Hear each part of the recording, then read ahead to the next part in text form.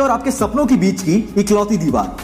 दोस्तों, अपने दिल पर हाथ रखकर खुद से एक बात पूछना कि जो भी जिंदगी तुम आज जी रहे हो, क्या तुम उससे खुश हो? क्या तुम्हारे सारे सपने पूरे हो चुके हैं? अगर इन सारे सवालों का जवाब हाँ है तो मैं बोलता हूं आपको रिस्क लेने की कोई जरूरत नहीं है। पर इसका जवाब ना है तो दोस्त तुम गलती कर रहे हो। तुम्हें रिस्क लेना होगा। हार भी गए तो एक सेटिस्फैक्शन तो होगा कि साला मैंने ट्राई तो किया। और अगर जीत गए तो तुम तुम्हारी ड्रीम लाइफ जियोगे। हम रिस्क लेने से डरते हैं हमारी निगेटिव सोच की वजह से। मतलब हम उस काम को करने से पहले ही ये सोच लेते हैं कि अगर मैं फेल हो गया तो क्या होगा। और फेल होने का यही डर आपको एक एक्स्ट्राऑर्डिनरी से ऑर्डिनरी इंसान बना देता है।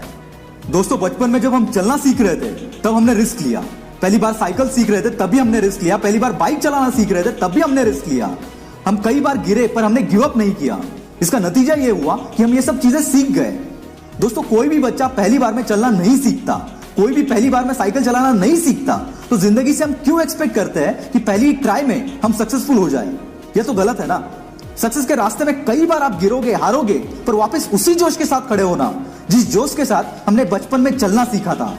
यकीन मानना, यहां पर भी आप एक ना एक दिन सक्सेसफुल हो ही जाओगे। दोस्तों, हमें रिस्क लेना होगा क्योंकि यही चीज हमारे लिए रास्ता बनाएगी जिससे कि हम हमारे सपनों तक पहुंच सकते हैं। जाने अनजाने में हमने आज तक बहुत सारी चीजों में रिस्क लिया है। कुछ चीजों में सक्सेस मिला तो कई बार हार का सामना भी करना पड़ा। पर दोस्तों, अगर आज आप अपने सपनों के लिए रिस्क नहीं लोगे तो जब आप 60-70 के होंगे तब पछतावा करते बैठोगे कि काश उस टाइम पर अगर मैंने थोड़ी हिम्मत करके वो रिस्क लिया होता तो शायद आज लाइफ कुछ और होती। भले आप उसमें फेल हो गए होते पर आपके अंदर वो सेटिस्फैक्शन तो रहेगा कि एटलीस्ट मैंने वो ट्राई तो किया। दोस्तों, शायद ये बातें अभी आपके लिए इतनी मायने नहीं रखेगी, पर किसी बुजुर्ग से ये बात जरूर पूछना, आपको आपका आंसर मिल जाएगा। और दोस्तों, रिस्क लेने का मतलब ये नहीं कि आप पहली अटेम्प्ट में सक्सेस को अपना गुलाम बना दोगे।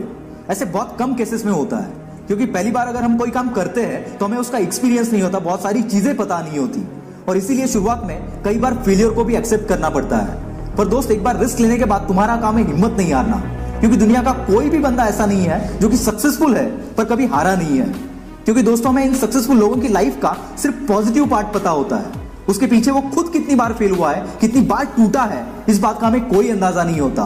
तो तुम्हारे लाइफ में भी रिस्क लेने के बाद अगर कोई फेलियर आ रहे हैं तो अपने आप को कोई अलग समझने की जरूरत नहीं है, क्योंकि सक्सेस को पाने की अगर जिद तेरे अंदर है तो वो फेलियर्स भी तुम्हारा कुछ नहीं उखाड़ पाएंगे और एक दिन तुम भी इन लोगों के बीच अपना नाम लिखवाओगे। बहुत लोग ये कहकर अपने सपनों के लिए रिस्क नहीं लेते कि समय से पहले और किस्मत से ज्यादा किसको मिला है, पर ये लोग भूल जाते हैं कि अगर वो चाहे तो अपनी किस्मत खुद लिख सकते हैं। हमारे आसपास के बहुत सारे लोग रिस्क लेने से पहले ही हमें डराने लगते हैं। हो सकता है उनका वैसा एक्सपीरियंस हो, पर यह जरूरी नहीं कि तुम्हारे साथ भी ऐसा ही होगा। मैंने कई बार यह बात सुनी है कि कई घर वाले उनके बच्चों को बिजनेस करने की परमिशन इसीलिए नहीं देते क्योंकि 25 साल पहले जब उन्होंने बिजनेस शुरू किया था तब वो फेल हो गए थे। यहाँ पर घर वालों का कंसर्न मैं समझता हूँ, पर मेरी इस बात को जरा गौर से सुनना जो भी मैं अभी बोलने जा रहा हूँ। और ये सब उन पेरेंट्स के लिए है। 25 साल पहले जब आपने वो काम शुरू किया था तब टाइम अलग था, मार्केट अलग था, आपके स्किल्स अलग थे, मार्केट की रिक्वायरमेंट्स भी अलग थी। पर अब टाइम चेंज हो चुका है, मार्केट की रिक्वायरमेंट्स अलग है और आपके बच्चे के स्किल्स भी अलग है। तो आपके उस एक बुरे एक्सपीरियंस की वजह से आप अपने बच्चों को क्यों रोक रहे हो सकता है वो जो करना चाहता है वो अभी मार्केट की नीड हो और उसमें वो सारे स्किल्स हो जो कि उस बिजनेस को करने के लिए चाहिए। अगर इन दोनों बातों का जवाब हाँ है और फिर भी आप उसे रोक रहे हो तो आप गलती कर रहे हो, क्योंकि वो फेल होगा या सक्सेस होगा ये तो तभी पता चलेगा जब वो बंदा ट्राई करेगा।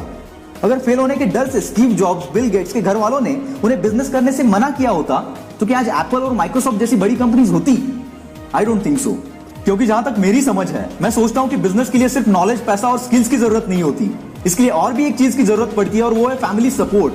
तो सारी फैमिली से एक रिक्वेस्ट है कि आप भी थोड़ी रिस्क ले और अपने बच्चों को उनके सपने पूरे करने के लिए उनको सपोर्ट करें, उनके